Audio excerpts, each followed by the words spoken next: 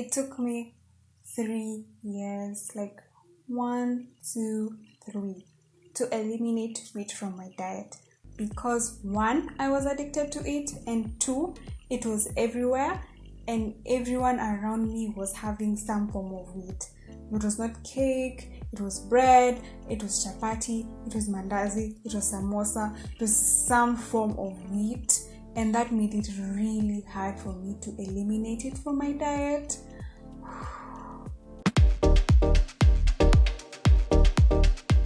My name is Makena, and I'm all about helping you make the lifestyle changes that you need to make in order to live a healthier and happier life. When I decided, now that's like a couple of years ago, I want to remove it from my diet, I'm done with this stuff. What I thought would happen is that I'd gradually remove it from my diet, and soon enough I will not be eating meat anymore. That did not happen. What happened instead is that I fell into this cycle of having a couple of days where I was not having wheat, then falling back into having wheat like never before.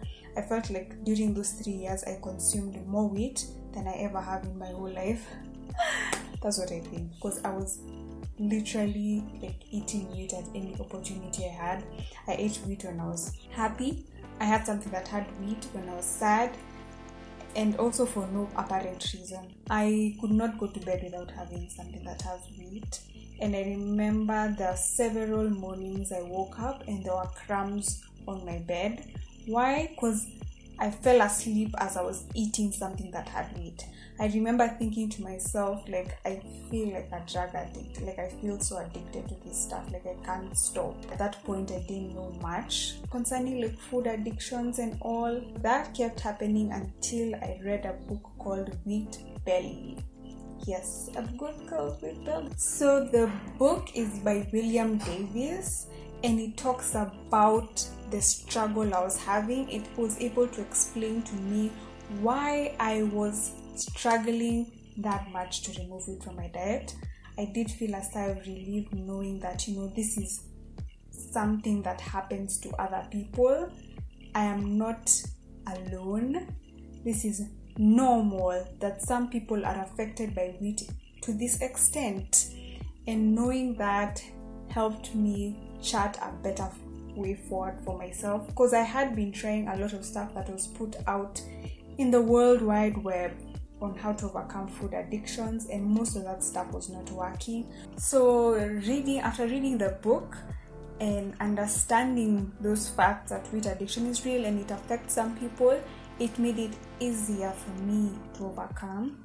So I really wish there was a place for people like me where I could just go and get the help, because it was like 3 long years. It was not just months, it was year in, year out of me struggling to remove this thing from my diet, like to quit. It was really hard. But what finally worked and helped me like completely eliminate it from my diet was, number 1, accountability. I had to move it from being a secret to something I shared with a couple of my friends, and there's one particular one that I asked to keep me accountable so that I can be able to actually overcome.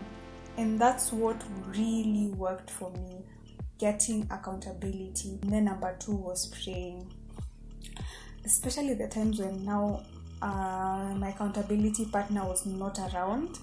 You don't know how many times I prayed as I was walking past a bakery or a place that sells like pastries or wheat products. I was like, I can smell the wheat or whatever it is, the chapati, the mandazis or the bread, and I'm like, Lord, please give me the strength to overcome. And I just continuously be making that prayer until I get to my place. And that was my life for quite some time. Like literally, if I'm around people and they are having wheat, I literally had to pray my way out of so many situations. I had to ask God to give me the strength. The spirit is willing, but the flesh is weak. Number 1 was accountability, number 2 was prayer, and then number 3, I used to avoid tempting situations at all costs. So for example, if I enter a supermarket, I know a certain section is usually reserved for wheat product, so I'll just go the opposite direction so that I do not get tempted. So doing those 3 things did help me finally overcome my wheat addiction and eliminate wheat from my diet. Do make sure you check out my video where I go in depth as to the reasons why I decided to eliminate wheat from my diet. And with that said, see you next time.